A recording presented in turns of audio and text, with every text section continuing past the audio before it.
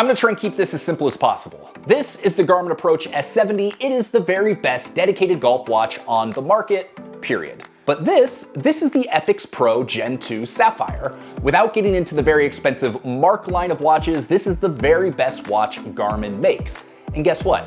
It's got a bunch of golf functionality too, but it has a whole bunch more health, fitness, lifestyle features than the S70, which, to be honest, I was blown away by the S70. I couldn't believe how many health and fitness features it had, which led me down the rabbit hole of going into Garmin and has actually gotten me to switch from using my Apple Watch on a day-to-day basis to using a Garmin watch. But the question we're gonna answer today is, does the Epix Pro, does it live up to the S70 when it comes to golf?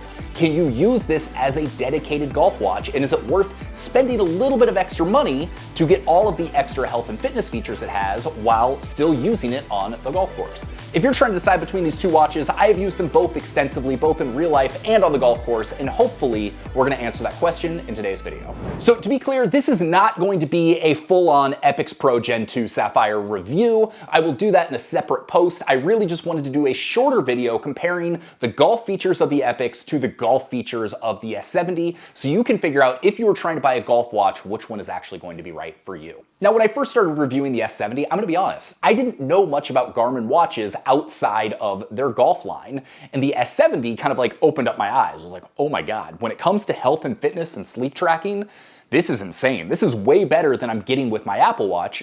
Don't get me wrong, Apple Watch, it's a better smartwatch, but if you were trying to focus on health, feature, activities, sports, the Garmin just kind of blows it away. So because I found myself using the S70 on a daily basis, that got me thinking about, okay, well, I want some of these extra features, let's check out the Epix. And that's what I've been wearing for the last 2 or 3 weeks now, and I've got to say, I absolutely love it. But if you're looking for a dedicated golf watch, the question is, does the Epix hold up? And the answer is yes, mostly. So with all of the research I've done, including doing this, which, let's be honest, this is pretty humiliating going double wristing out on a golf course, but that's what I do for you. And at least Instagram agrees with me. We got some positive vibes going on for doing the hard work to help you figure out what is right for you. So I did go out there wearing both watches, felt like a dork, but I learned a lot in the process. So going into it, based on what I had heard from blog readers, I expected the Epix to pretty much be just as good as the S70 when it comes to golf. I expected it to be kind of almost identical, so I was kind of surprised when I got on the course and I started using them, and they weren't. So one of the first things you're going to notice is that the graphics and the user interface, it is much better for golf on the S70. So all of the maps are more detailed. They're more customized to your location. When you're going through and you're adding your statistics for each hole, where you're talking about your putts, when you're talking about if you hit the fairway left or right, the interface is much cleaner, much easier, and much better looking on the S70. But the Epix still pretty much does all of those same things. You can enter if you hit the fairway, you can enter penalties, you can enter putts, you can keep score. It does all of it, it just doesn't look quite as elegant as it does on the S70. If you're someone who's looking for a fitness watch that can do golf, you are going to be stoked with what the Epix can do. But if you're primarily buying a watch for golf, you want a golf watch, the experience you're going to have on the S70 is frankly going to be quite a bit nicer than what you're going to get on the Epix. One thing you'll notice about the looks of the S70 versus the Epix is the S70 has an integrated bracelet, so you can't necessarily lay it flat on the ground. It does feel a little bit nicer, it maybe fits a little bit better, it just has a little bit more of a high-end feel, whereas the Epix Pro, it does not have that integrated bracelet, so you can lay it flat. This is more similar to the S62. Some people are gonna like it, some people aren't. It's just kind of personal preference, but the integrated bracelet does feel a little bit more high-end, despite the fact the S70 is not as expensive as the Epix Pro. Now, trying to figure out what the S70 had that the Epix did not is a little bit confusing. I did a lot of testing, I went through a lot of menus, I looked at a lot of sales pages, and it was still murky, but I figured out there's pretty much 2 main things that the S70 offers for golfers that the Epix does not, outside of the better graphics and the better user interface. So if you count that, it's kind of 3 main things. So the first main thing you're going to notice is more accurate plays-like distances. So the S70 is the first Garmin watch that's taking into account account wind, it's taking into account temperature and humidity and altitude, and it's taking into account slope. So if the green is above you, if the green's below you, it is going to factor all of those things into its plays-like distances. And with an easy swipe on the watch face, you can see what adjustments it is making for each of those parameters, and then the overall plays-like distance. With the Epix, you're not getting that. I believe the plays-like distance is just based on slope. So if the green's above you, below you, if you're going uphill or downhill. If I understand it correctly, and based on using the watch for a couple rounds of golf, it's not factoring in wind, it's not factoring in altitude, it's not factoring in all of those things that the S70 does. So if you want the absolute most accurate plays-like distances, the S70 is going to be better. The Epix is going to be more similar to the Garmin S62, which was the flagship golf watch before the S70 came out. So it's still very good, it's just not quite as detailed as the S70. The other main thing that the Epix does not have is more detailed virtual caddy features. So to be clear, both of these watches have the virtual caddy. Both of them work really well, especially if you have the CT10 sensors. I'll talk a little bit more about that in just a second. But as I understand it, the S70 takes more things into consideration. So it's going to look at things beyond just yardage. It's going to look at your bunker play. It's going to look at what clubs you hit the best, and it is going to make detailed recommendations based on that. So this does make the virtual caddy system on the S70 the most robust virtual caddy system out there, even more so than Arcos with the way it is looking at your personal data and making those recommendations. But here's one caveat for all of that on both watches. If you are not using the CT10 sensors, so it doesn't know exactly what club you are hitting when, you are going to need to make sure you're going back into the Garmin Golf app and you're updating every shot you hit after the round so it knows what clubs you were using. If it doesn't know that you say hit a 7-iron for your 160-yard shot, then it's not going to be able to give you an accurate virtual caddy number. So if you're just using the watch and you're not using the sensors and you're not inputting anything else, it'll be able to see that you hit a drive, and it'll be able to see what your putts, and it's going to know that you hit a shot in between, but it's not going to know what club you hit. So it's going to make those caddy recommendations not as valuable unless you go in and enter that information. But assuming you do have that information and you have inputted it in there, then the S70 is going to give you more accurate results based on your game, taking more factors into consideration than the Epix Pro. So I'm recording this in August of 2023. It would not surprise me at all if we do see a firmware upgrade to the Epix Pro that adds in some of these additional features. I have been told that in the next couple months, the Garmin Mark Gen 2, so their top of the line, their golf version will be getting an update to get all of the same features as the S70.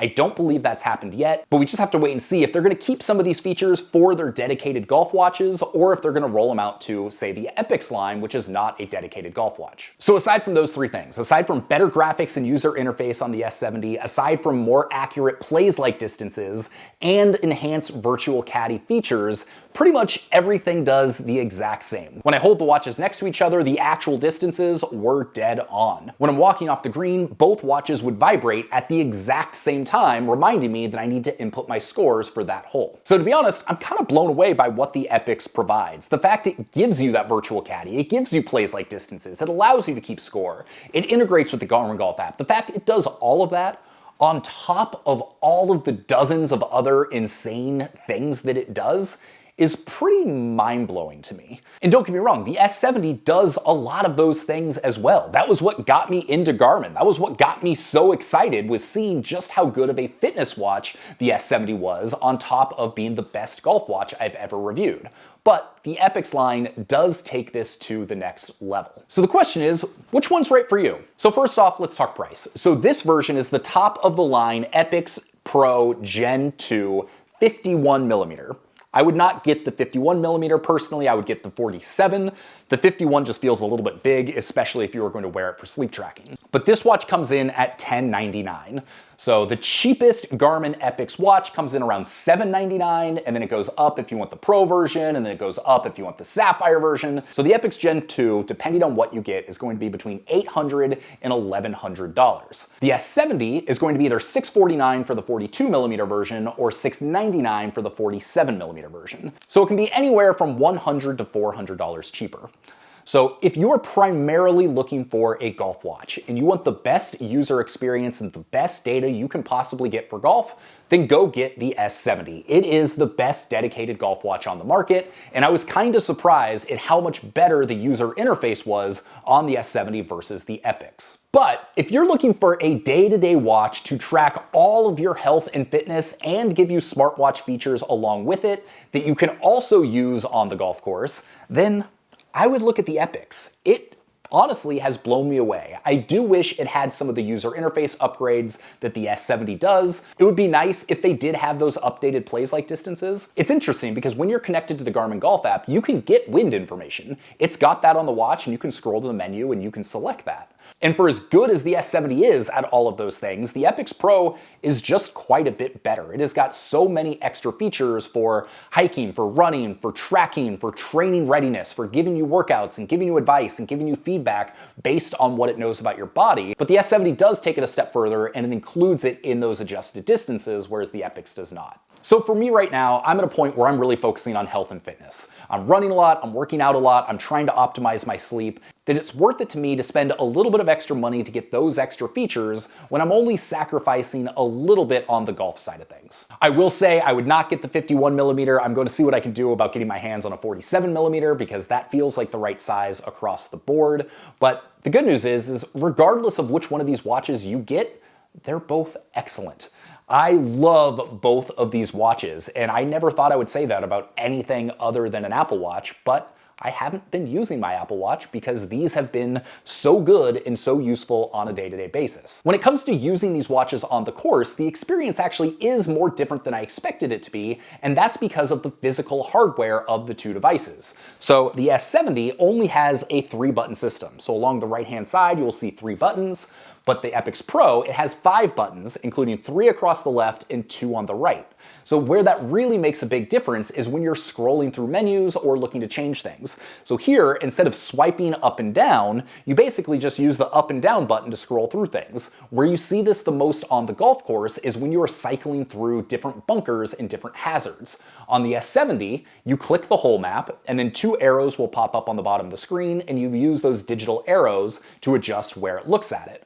With this, you click the map, and then you can just scroll through using the 2 buttons. Personally, I really liked using the 2 buttons. It's more tactile, it's easier if you've got a golf club on, it seems a little bit more responsive. So that's the one major user interface thing that I liked more on the Epix versus the S70. But when it comes to the screens, the quality of animations, the graphics, everything else from that perspective is superior on the S70. And real quick, if you're looking to buy either of these watches, I would go to playbetter.com to do it. The team behind it is awesome, they ship super fast, and the customer support is excellent. When it comes to golf tech and any kind of outdoor tech products, they always pretty much have everything and they really know their stuff. So that's where I find myself turning when I'm looking for anything like this. So there's a link below. You can go check out both of these products on their website where you can learn even more information than what you're getting from this video.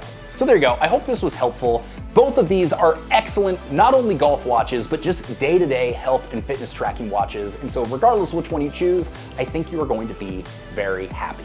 My name is Sean Ogle. I'm the founder of this thing here, Breaking 80, where we do cool golf tech reviews and golf course reviews. If you got some value out of this, maybe consider hitting the subscribe button, notification bell, thumbs up, do all the things. If you have any questions about these, I've now used both of them extensively and can probably answer them, so drop a comment and I will do my best to get to every single one.